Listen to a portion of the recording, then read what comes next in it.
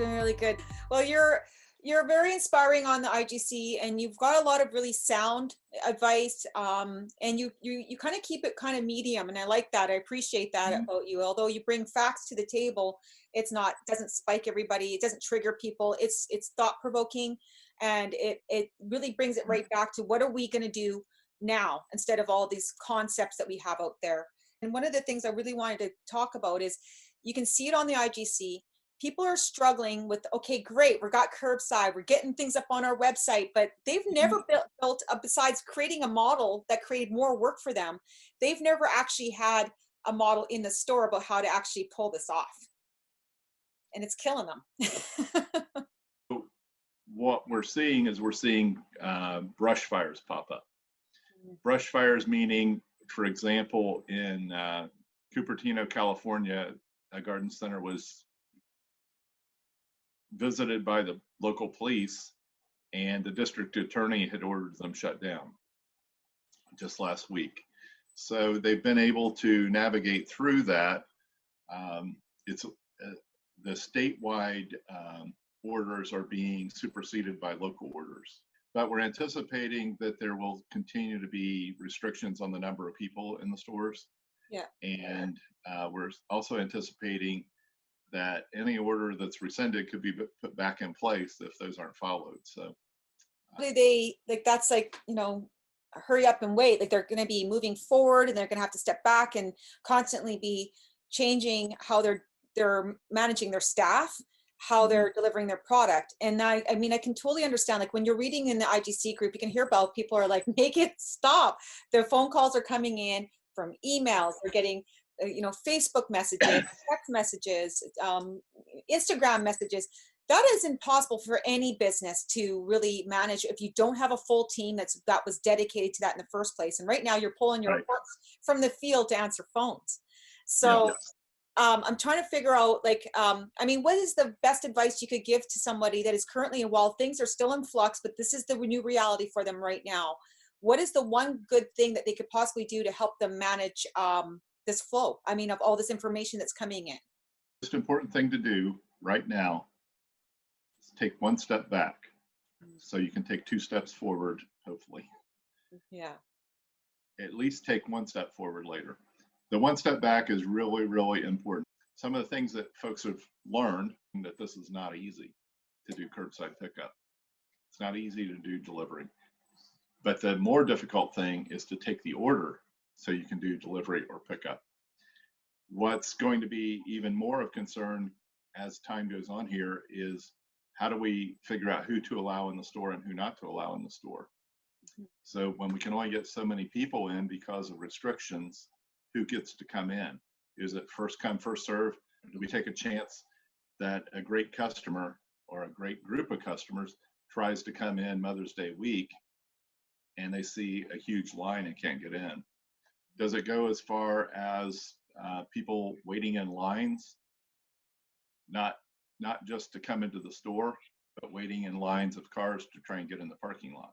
Exactly. Yeah. Exactly. In one story, a garden center had a line of people waiting to pick up their curbside order. And one of the staff members walked past that area, and a customer called him over to help.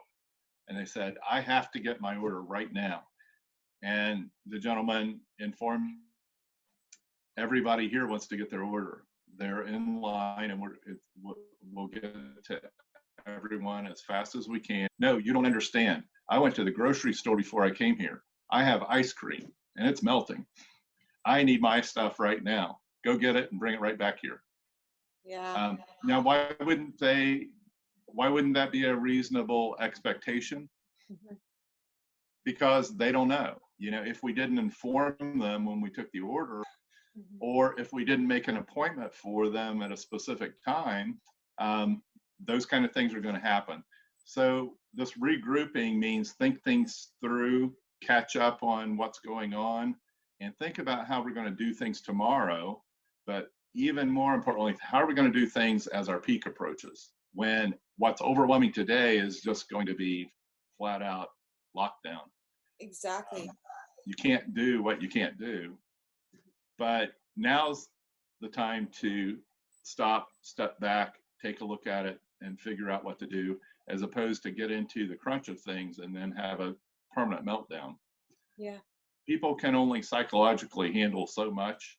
And right now the pressure is so high that we really have to look out for each other and ourselves. My role of this is you have to stop. You have to step back. If it means closing the store for a day so that no customers come in and it's just you and your core staff and you're figuring out what to do, then that may be it. And we handle a lot more than we think we do in a normal year, but a normal year is overwhelming and chaotic to a point. But at least we went through that before.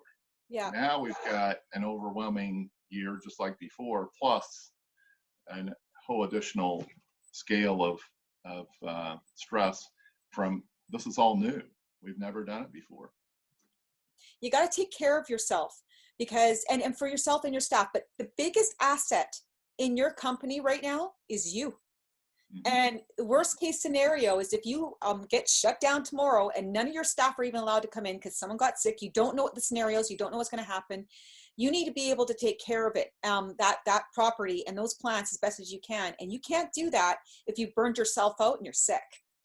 So I like what you're saying about that step back, and maybe that is some good advice. Maybe you do shut down for one day of the week so that you can regroup, get your people together, look at your fires that need to be done, watering, whatever that needs to be done on the property that keeps your plants alive, and then look at what's working and what's not, because this is burning a lot of people out, this new way of doing business. So costing, you were mentioning that, and this is a really important one, because now is this an extra service? I mean, going around and being people's personal shoppers, is it? Or is it realistic to say that and add an extra cost to that? Or did we inconvenience the customer because they can't just shop themselves and they don't feel like they should be paying anything extra? What are your thoughts on that? I'm sure there are multiple different ways of thinking about this. I'll throw out an additional one. If you've ordered movie tickets online, you pay a convenience fee. Okay, now what we just did was we created a convenience for them because they didn't have to have someone at the ticket booth to take our money, well, after we waited in line, right? So we created a convenience for them, yet we get to pay for the privilege of the convenience fee. Okay, isn't that interesting? Yeah, it's a good point. It's a good point. Absolutely. Right.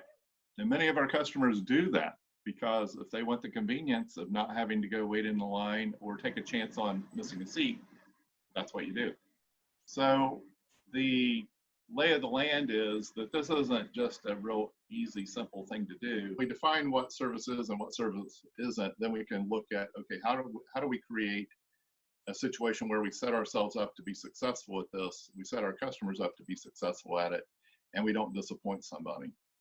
I know many garden centers have all hands on deck because it's a small staff and they're all spending time on the phone taking orders. Yeah. And they're frustrated because they don't get anything else done, yet they have trucks come in and they have customers walk in, and it's just not workable. So we've got to take that step back and figure out what will actually work. Now, I'd love to be able to share what will work right now, but nobody really knows right now. No. They know, buy online, curbside pickup, but they don't know how to get it all done. It's absolute chaos right at the moment. This is being figured out in real time. Yeah. I think it's going to take until the end of this week or into next week before there truly are some best practices in place. But we're also seeing stores cut off the curbside pickup, take down their online store, not answer the phone, closing the doors without any notice, all kinds of really not smart ways to approach it. Exactly. It's like they jump in with 2 feet and they didn't check the temperature. And that's really what they've got to do now, is just kind of scale back and realize what is feasible, what is your opportunity for the most success. Because if you're going to be trying to grab from every direction, we offer delivery, pickup, and we got lines, and all this curbside. If you're going to try to do all of the things that are suggested, or work with the one that works the best, is basically it. Find the one. It's kind of like, let's take a timeout here and evaluate what we've got and figure out how we can fix this. That's why we have timeout on the football field. Mm-hmm. Okay. So we can regroup, take a little time, breathe, figure out a game plan, come out with a new play. Okay. Same players, same field, but we've got to do things differently. Kudos for everyone who's tried stuff, because until you try, you don't know it all. Yeah. It wasn't like we could pick up a book and figure out how to do this. Okay. Exactly. Everybody was kind of in the ready, fire, aim mode. Now we've got that behind us a little bit. Now we can say, okay, let's aim where we want to go. Let's stop and then aim where we want to go, and go there in an intelligent way. You can always begin again more intelligently. So what is your thoughts about increasing, like adding a delivery fee or special service or a VIP fee that puts that person as, whatever. I mean, like, we should be charging for this, or should we not? Like, I mean, what is your gut say about that? Yes, my belief is we should charge. We should have a charge for it. We should have a minimum for the delivery or for the pickup, either way. Yeah. Then we should have an opportunity to waive the minimum at a certain dollar level. Exactly. Yeah. So I would look at what's appropriate for a minimum order, and then what's appropriate for an order level where we'll waive the fee. Another thing to consider is, as opposed to waiving the fee, is there something we can use as a give me? The Weston Nursery, they developed the PJM rhododendron, so they're offering a free 1 gallon PJM rhododendron for orders over a certain amount, and that would be an example of something you might do.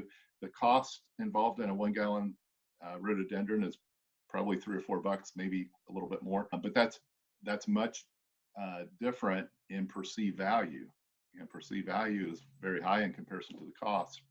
Yet if the convenience fee was $25 or $15 or whatever it might be, it would be much easier, much more beneficial to offer a free item in some cases, as long as that item has broad enough appeal.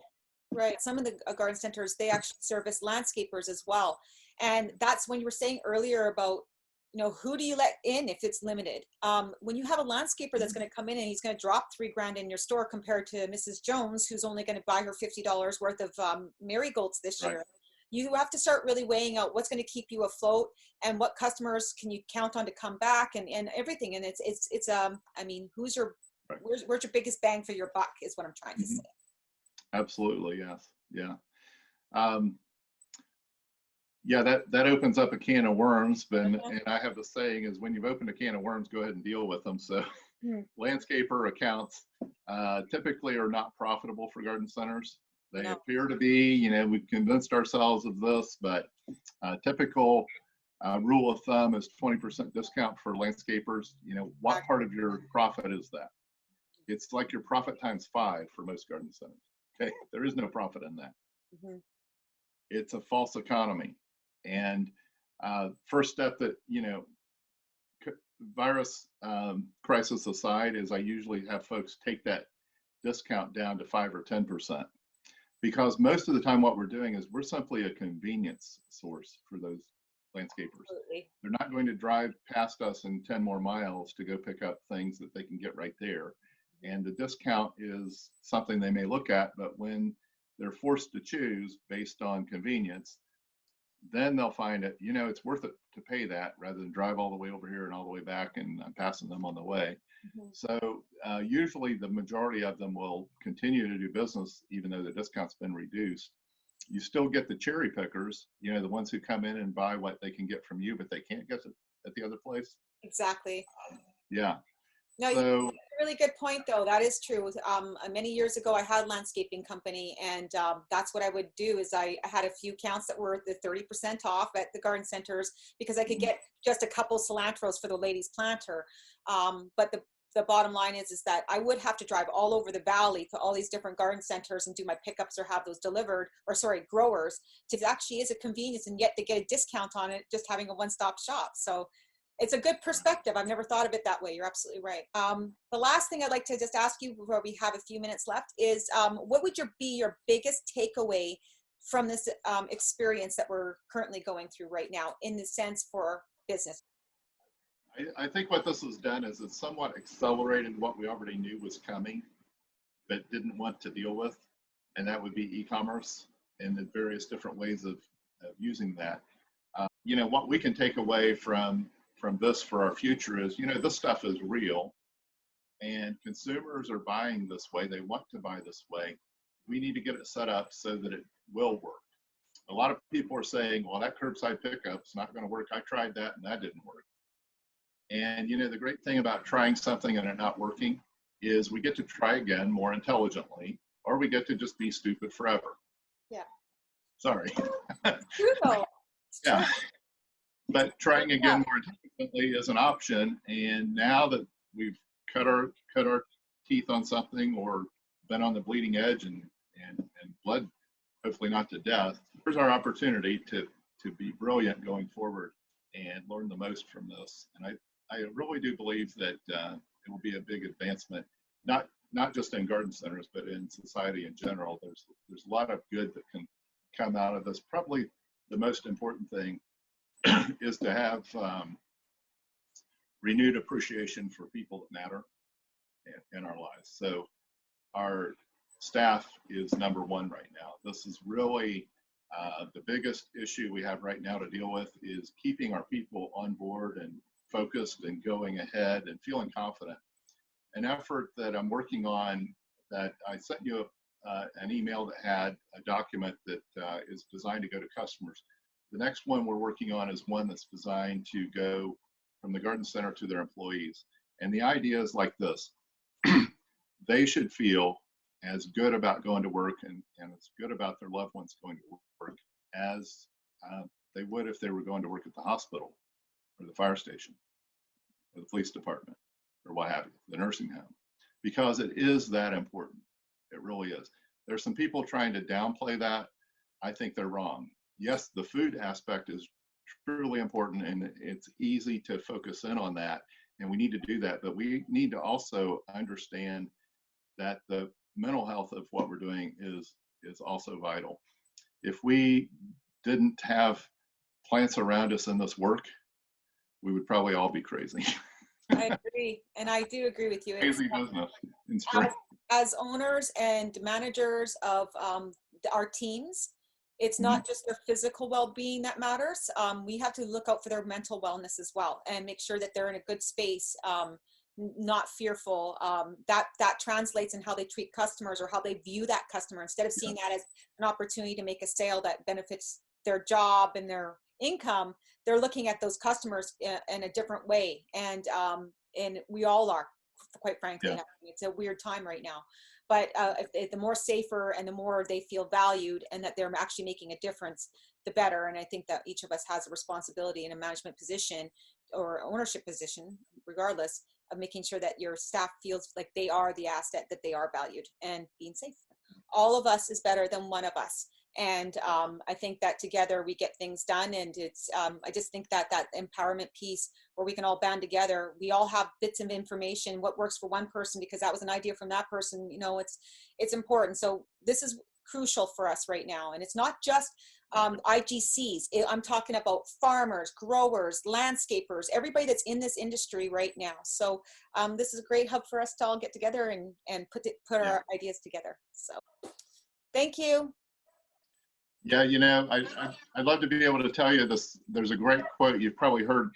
Amazing things can happen when nobody cares who gets the credit, and that's really the spirit of what you're doing. You know, it'll karma will come back to you somehow. Doing good does that, but you know, if we all just do a lot of stuff right now without concern for how we're getting paid for it or who gets the credit, that'll go a long way. Because I think it's important that we get ourselves organized on this and put all the best people that we know together in a place that people can find you. So. Well, thanks for doing that. I appreciate it. No problem. Thanks, Sid. If there's anything else you need, reach out. I will. Bye-bye. Okay.